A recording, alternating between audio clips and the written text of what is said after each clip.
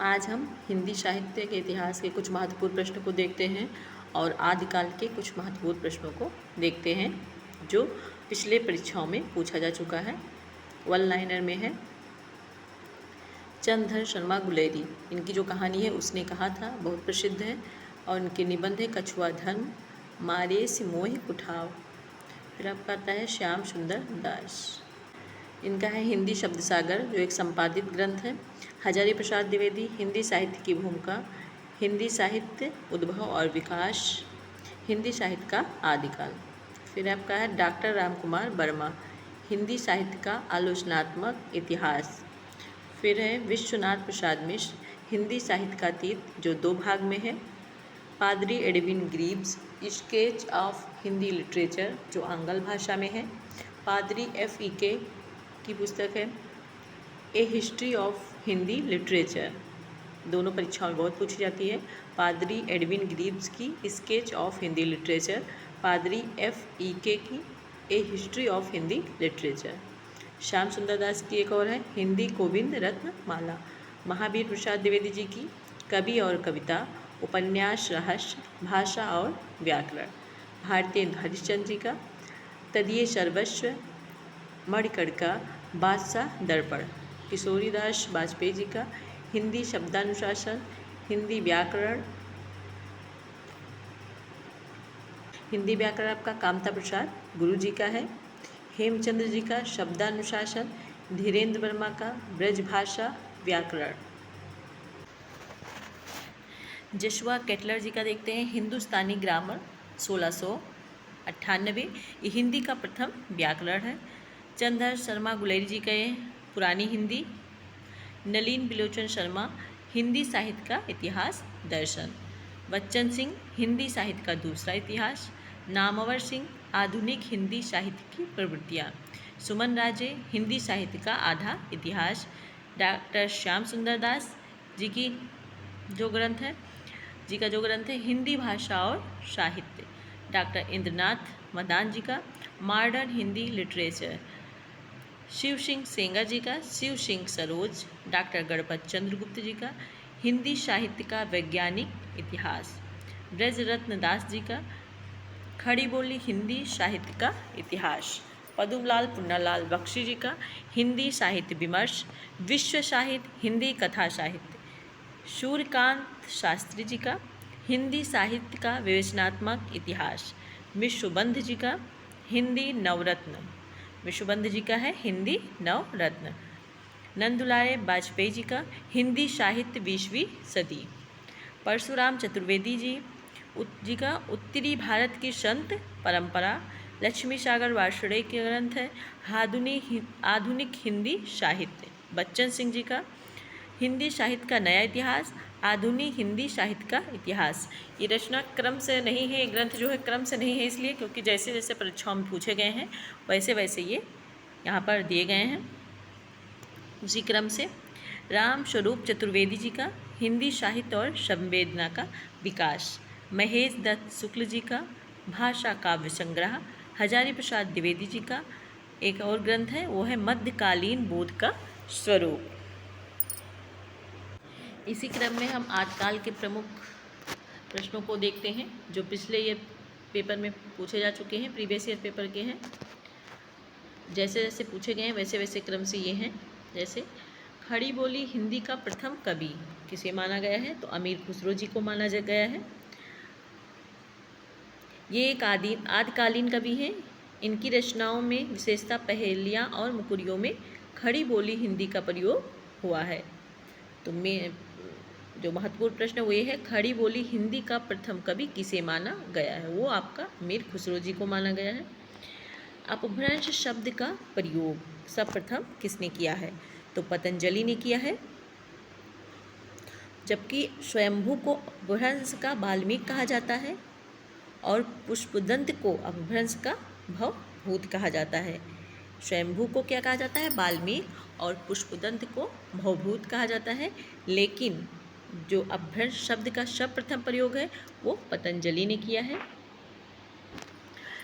भरत मुनि ने अपभ्रंश को क्या कहा है, ये आपका है तो देश भाषा नाम से संबोधित किया है भरत मुनि ने अपभ्रंश को। लौकिक चरित्र काव्य जो है कौन सा ग्रंथ है, तो भविष्य कहा, ये धनपाल की रचना है। नाथ संप्रदाय के प्रवर्तक गोरखनाथ जी को माना गया है। नाथ संप्रदाय के आराध्य जो थे वो शिव थे। ये हठ योग की साधना पद्धति पर आधारित है। ये जो नाथ संप्रदाय है ये हठ योग साधना पर आधारित है। कुछ विद्वान नाथ संप्रदाय का संस्थापक, प्रवर्तक नहीं संस्थापक मत्स्येंद्र नाथ को मानते हैं। नाथ बौद्धों की ब्रजियान शाखा से निकला हुआ माना जाता है और नाथों की संख्या 9 है। गोरस सिद्धांत संग्रह में 9 नाथों के निम्नलिखित नाम गिनाए जा सकते हैं, जैसे नागार्जुन, जल भरत, हरिश्चंद्र, सत्यनाथ, भीमनाथ, गोरक्षनाथ, चरपट, जलंधर, मल्यार्जुन, ऐसे ही। महापुराण के रचनाकार कौन है, पुष्प दंत हैं। इनकी अन्य रचनाएं भी मिलती हैं, जैसे 63 महापुरुष, गुणालंकार, रय कुमार चरु, जसहर चरु, ये सब आपके पुष्पदंत के ही रचना है।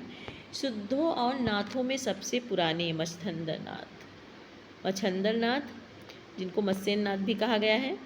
फिर देखते हैं विशल देव राशों की नायिका कौन है, राजमती है। विशल देव नायिका कौन है, राजमती है। विशल देव राशो 1212 ईस्वी में एक रासो साहित्य है जिसके रचनाकार नरपत नाला जी हैं। ये 4 खंडों का वीर रस तथा श्रृंगार रस प्रधान रचना है। कितने खंडों में है, 4 खंडों में है। हिंदी में सर्वप्रथम 12मासा का प्रयोग, जो 12मासा ऋतु है उसका वर्णन किस में मिलता है अगर पूछा जाता है तो वो भी आपका इसी में मिलता है, विशल देव राशों में। तथा वीर काव्य परंपरा का प्रथम का ग्रंथ अगर किसी को मानेंगे तो वो भी विशल देव राशों को ही माना जाता है। चंदनबाला रास के रचयिता कौन है, आशंगु। चंदनबाला रास के रचयिता कौन है, आशंगु। पृथ्वीराज रासों में समय कितने हैं, 69 हैं। और इसके लेखक आपके चंद्रबल दाई जी हैं। इसमें 68 प्रकार के छंदों का प्रयोग हुआ है। पृथ्वीराज रासों में 68 प्रकार के छंदों का प्रयोग हुआ है। चंद्रबरदाई को 56 छंद बहुत प्रिय थे। आचार्य शुक्ल ने चंद्रबरदाई को हिंदी का प्रथम महाकवि और पृथ्वीराज रासों को हिंदी का प्रथम महाकाव्य माना है। किसने माना है, रामचंद्र शुक्ल ने। अब हम देखते हैं कड़वक शैली का प्रयोग सबसे पहले किसमें हुआ है, किस ग्रंथ में, तो पाहुड़ दोहा में हुआ है।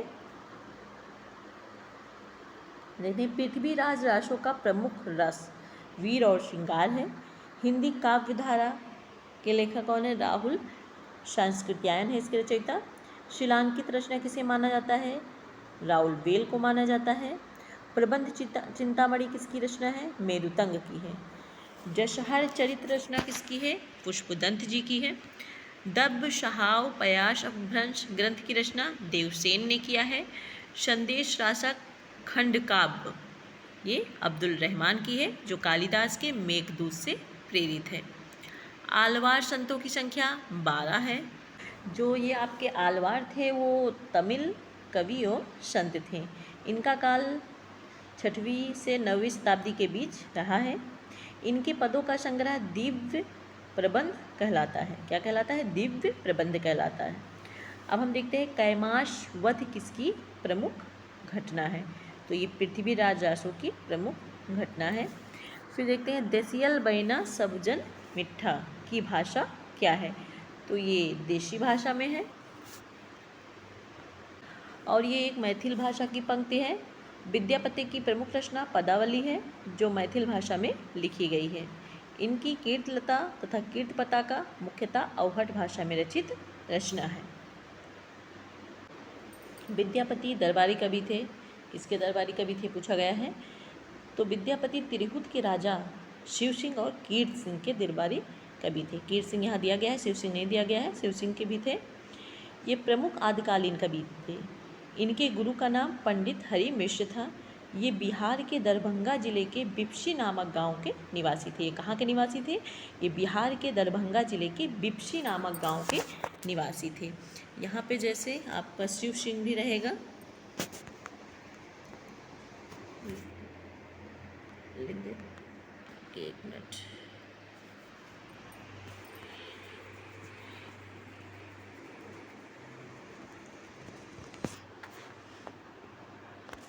आपका रहेगा शिव सिंह। शिव सिंह के भी निवासी थे ये। कौन? आपके विद्यापति जी जो दरबारी कवि थे, शिव सिंह के भी थे और कीर्ति सिंह के भी थे। आगे है, देखते हैं। चंद्रवरदायी दरबारी कवि थे किसके? पृथ्वीराज रासो के। जो इसके किसके कवि थे? पृथ्वीराज रासो के थे। सॉरी, पृथ्वीराज चौहान के थे। यहाँ पे ये गलत दिया गया है, पृथ्वीराज चौहान। पृथ्वीराज चौहान के थे। नाथों की कुल संख्या कितनी मानी गई? 9 मानी गई। अभी मैंने बताया ही पीछे, उनके नाम भी मैंने बताया। नागार्जुन, जड़भरत, हरिश्चंद्र, सत्यनाथ, भीमनाथ, गोरखनाथ, चरपट, जलंधर, मल्यार्जुन। देखते हैं रानी केतकी की कहानी। ये किसकी है? इंशाअल्लाह खाकी जी की रचना है, रानी केतकी की कहानी। रासों का संबंध किस शब्द से बताया गया? रसायन से बताया गया है। गद्य पद मिश्रित चंपू काव्य की रचना प्राचीनतम हिंदी कृत। चंपू काव्य जो एक है गद्य पद मिश्रित चंपू काव्य, वो प्राचीनतम हिंदी कृत है। सबसे प्राचीन हिंदी रचना है वो है राउल बेल। और हिंदी में अगर हम कहते हैं नखशिख वर्णन परंपरा, जो श्रृंगार परंपरा आरंभ हुई वो इसी रचना से मानी जाती है। इस रचना में हिंदी के 7 बोलियों के शब्द भी मिलते हैं। किसमें? आपके राउल बेल में। ये गद्यपद मिश्रित चंपू काव्य है। इसी में नखशिख वर्णन की श्रृंगार परंपरा का आरंभ हुआ है। इसमें 7 बोलियों के शब्द मिलते हैं जिनमें राजस्थानी प्रधान है। राउल बेल एक शिलांकित कृति है, हम लोग पीछे ही पढ़ चुके हैं। इसके जो कवि हैं वो रोड़ा हैं। आगे देखते हैं। अब हम खालिक बारी किसकी रचना? अमीर खुसरो जी की है। भरेतेश्वर बाहुबली राज शालिभद्र सूरी जी की है। दोहा कोश चरपाद जी की रचना है। फिर हम देखते हैं सिद्ध हेम शब्दानुशासन व्याकरण ग्रंथ। ये किसकी रचना है? कौन सी? सिद्ध हेम शब्दानुशासन व्याकरण ग्रंथ। ये हेमचंद्र जी की रचना है।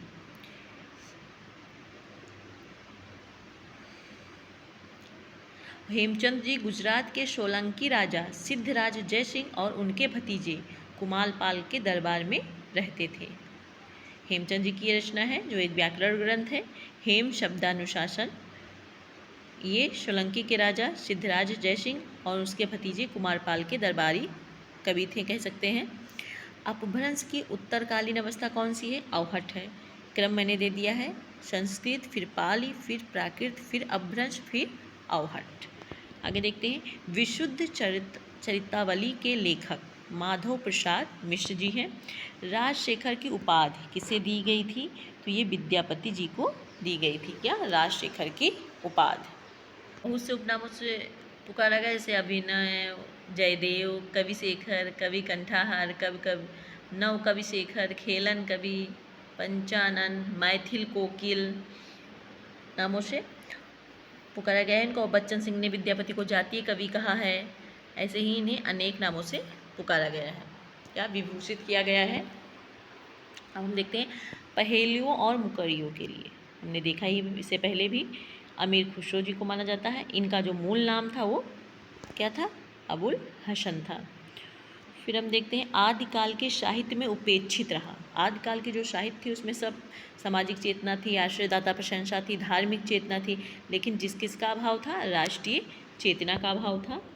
आदिकाल के काव्यों की प्रधान भाषा क्या थी? डिंगल पिंगल मिश्रित भाषा थी आदिकाल की काव्यों की प्रधान भाषा।